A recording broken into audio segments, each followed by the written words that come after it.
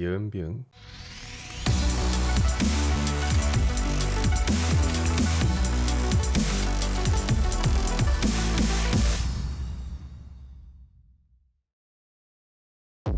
올라 아소입니다. 반갑습니다. 자, 오늘은 CPU를 한번 알아보려고 합니다.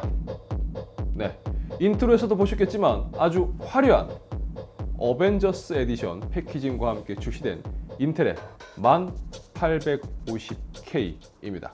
1900K는 제가 예전에 리뷰를 통해서 소개해 드렸었습니다. 그런데 1850K는 대체 뭐지? 라고 생각하실 수가 있는데, 기존 1900K와 1700K 이 사이에 새롭게 추가된 모델이라고 보시면 되겠습니다.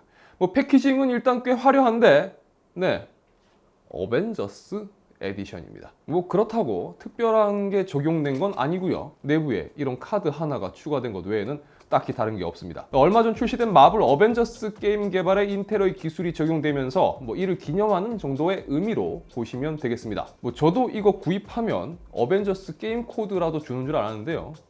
그건 아니더라고요. 네, 조금 씁씁했습니다. 자, 우선 1850K가 어떤 녀석인지부터 간단하게 소개해 드리도록 하겠습니다. 이 1850K는 기본적으로 10코어 20스레드의 제품으로 기존에 출시된 1900K와 거의 동일한 제품입니다. 이 차이점이라면 클럭 스피드에 있어서 베이스 클럭 3.6GHz, 맥스 터보 부스트 클럭 5.2GHz로 이 베이스 클럭이 3.7GHz, 맥스 터보 부스트 클럭 5.3GHz의 스펙을 가지고 있는 1900K와 비교했을 때 이 작동 속도 부분에서 0.1GHz의 차이점을 가집니다. 0.1GHz. 와, 차이 많이 나네 라고 생각하는 분도 계실 수 있고, 뭐 저 정도면 뭐 거의 똑같은 거 아니야 라고 생각하는 분들도 분명 계실 겁니다.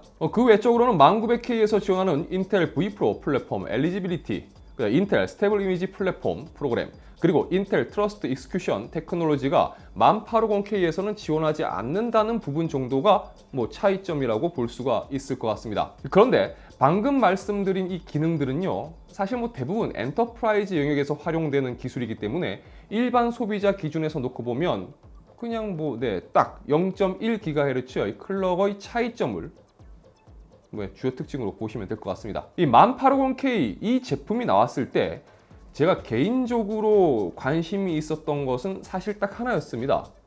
그러니까 대체 이 제품에 무슨 가치가 있을까? 그런데 결국 이 제품의 가장 큰 가치는 이걸 겁니다. 바로 가격이죠. 일단 국내에서 구입할 수 있는 가격을 두고 봤을 때 1850K는 1900K보다 15만 원 정도 저렴한데요. 단지 저렴하기만 하면 좀 문제가 있겠죠. 자, 성능적인 부분에서는 어떨지 확인해 보겠습니다.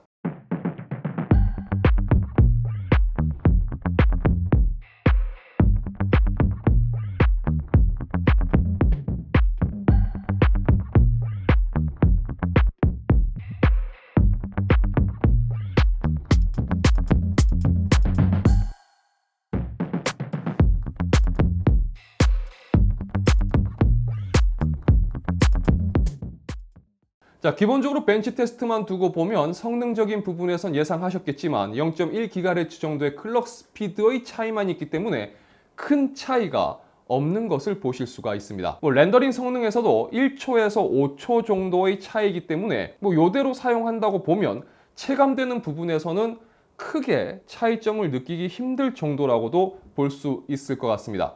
자, 그럼 게임에서는 어떤 차이가 있을까요?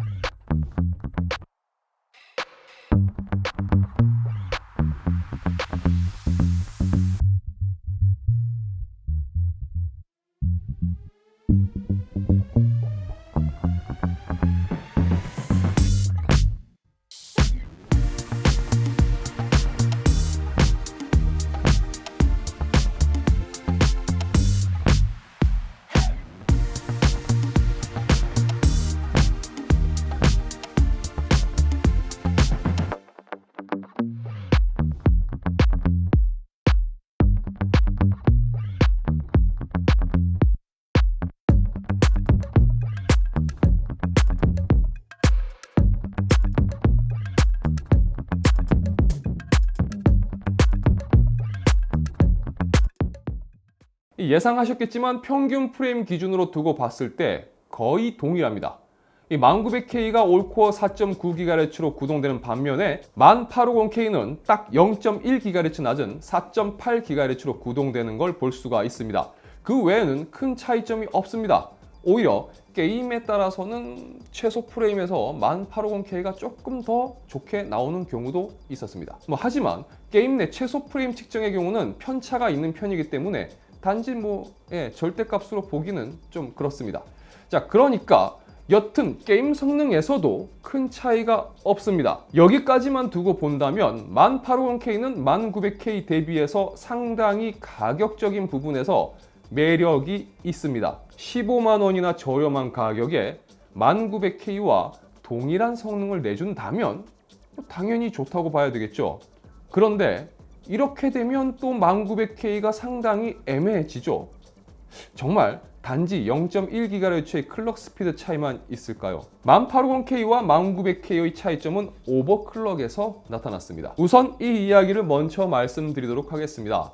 CPU는 수율에 따른 오버클럭 성능의 차이가 존재합니다. 따라서 제가 리뷰한 이 제품만의 수율로 인한 결과일 수도 있다는 점 역시 감안해야 한다고 생각됩니다. 자, 제가 리뷰 진행한 1850K는 최대 맥스 터보 부스트인 52배수로 오버클럭을 했을 때 전압 및 온도 부분에서 꽤 높은 전압을 인가해야 됐고요. 또 그로 인해서 3열 순행으로는 정상적인 테스트를 진행할 수가 없었습니다. 그런데 또 신기한 건요, 51배수의 경우는 정말 쉽게 들어갈 수가 있었고, 온도 또한 시네벤치 기준으로 봤을 때 코어 맥스 값 노노버 74도 51배수 오버 85도 정도로 실사용 기준에서 51배수는 상당히 괜찮게 안 쓰면 아깝다라는 생각이 들 정도로 그런 퍼포먼스를 보여주는 걸 볼 수 있었습니다. 자, 51배수 테스트 결과는 다음과 같습니다.